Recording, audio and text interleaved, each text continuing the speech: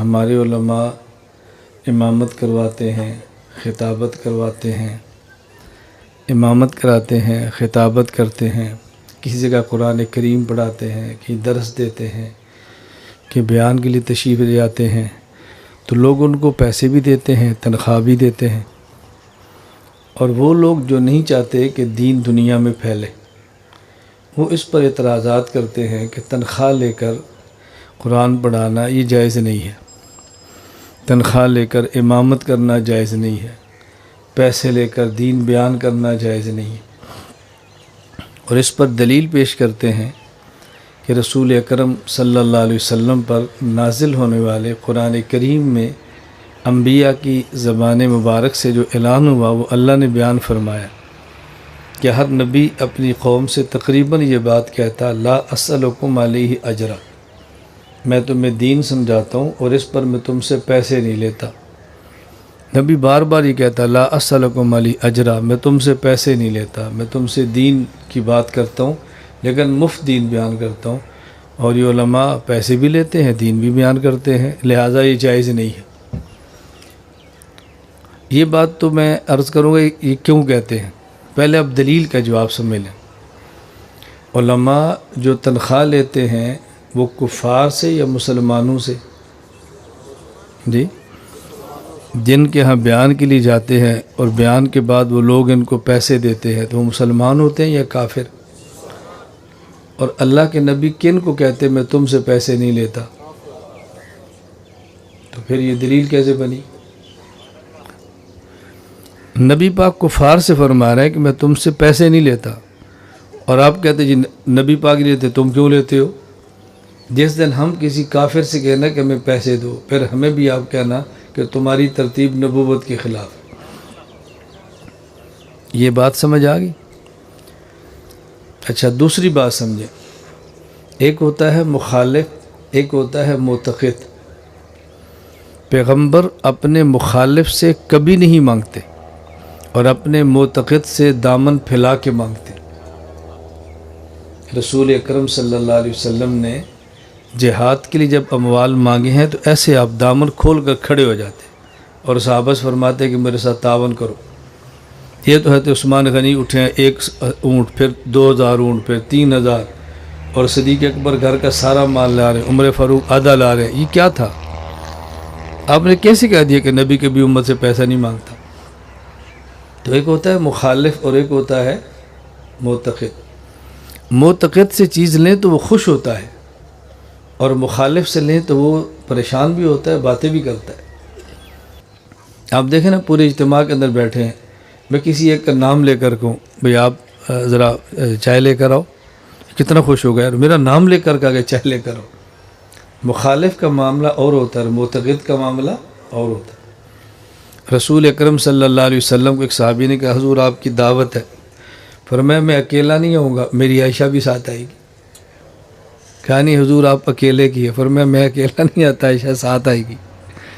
تو بیربوس نے کہا یا رسول اللہ میرا مقصد یہ تھا کہ کھانا بہت کم ہے، میں چاہتا تھا کہ آپ رغبت کے ساتھ۔ فرمایا یہ میرا معاملہ ہے۔ اب دیکھو اللہ کے نبی یہ بات ہمیں سمجھا رہے ہیں نا۔ اب اگر کوئی آپ سے بڑا یہ بات کہہ دے جی دعوت ہے، کبھی میں گھر والوں کو بھی ساتھ لاؤں گا، آپ ایمان کے ساتھ اب بندہ خوش ہوگا یا ناراض ہوگا؟ لوگ شکر کرتے، خود کہتے ہیں گھر والوں کو ساتھ لائیں، ہماری گھر والیاں خوش ہوں گی، بچیاں مل لیں گی، گھر والے مل لیں گے۔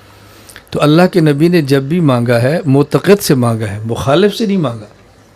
اور یہ جو مسجد کا امام ہوتا ہے، مقتدی کو ایسی عقیدت ہوتی ہے، اور جس مقتدی کو عقیدت نہ ہو اس کو تو مسجد چھوڑ دینی چاہیے، کسی اور مسجد میں چلا جائے۔ امام کے ساتھ بھی عقیدت نہیں ہے تو بتاؤ عقیدت کس کے ساتھ ہوگی؟ اگر امام میں کوئی چھوٹی بہت کمی بیشی ہو اس کو مت دیکھو، امام امام ہی ہوتا ہے۔ خیر میں نے عرض کیا پیغمبر معتقد سے مانگتے یا مخالف سے؟ لوگ کہتے ہیں نا کہ جی تبلیغ کرنا اس پر اجرت لینا جائز نہیں، امامت کرنا اس پر اجرت لینا جائز نہیں، قرآن کریم پڑھانا اس پر اجرت لینا جائز نہیں۔ میری ایک دلیل کو بہت توجہ سے سمجھنا۔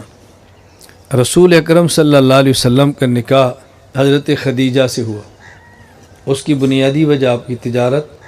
حضرت خدیجہ نے آپ کے اخلاق دیکھے، مالی معاملات دیکھے، تو جی چاہا میں ان کو اپنا شوہر بنا لوں۔ شریف بھی ہیں، دیانتدار بھی ہیں اور بزنس بھی سمجھتے ہیں۔ حضرت خدیجہ بزنس کرنے والی خاتون تھی، تو بزنس وہ مین ہے تو بزنس مین چاہیے نا۔ حضرت خدیجہ کا مزاج تھا، رسول اللہ صلی اللہ علیہ وسلم تجارت بھی سمجھتے تھے، دیانتدار بھی تھے، شرافت بھی تھی، تو حضرت خدیجہ نے کہا میرے لیے بہت مناسب شوہر ہے۔ شادی ہو گئی، آپ تجارت فرماتے رہے، بزنس کرتے رہے، اعلان نبوت ہو گیا، 40 سال کی عمر کے بعد آپ نے تجارت چھوڑ دی۔ دلیل سمجھنا، تجارت چھوڑ دی۔ سوال یہ ہے کہ جب آپ تجارت فرماتے تھے تو گھر کا خرچہ اٹھاتے تھے، اور جب آپ نے اعلان نبوت کے بعد تجارت چھوڑ دی تو حضور کا خرچہ کون دیتا تھا؟ کون خرچ کرتا تھا؟ حضرت خدیجہ۔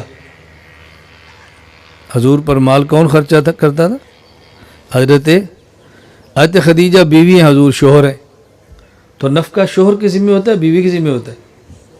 خدیجہ کیوں خرچ کر رہی ہیں؟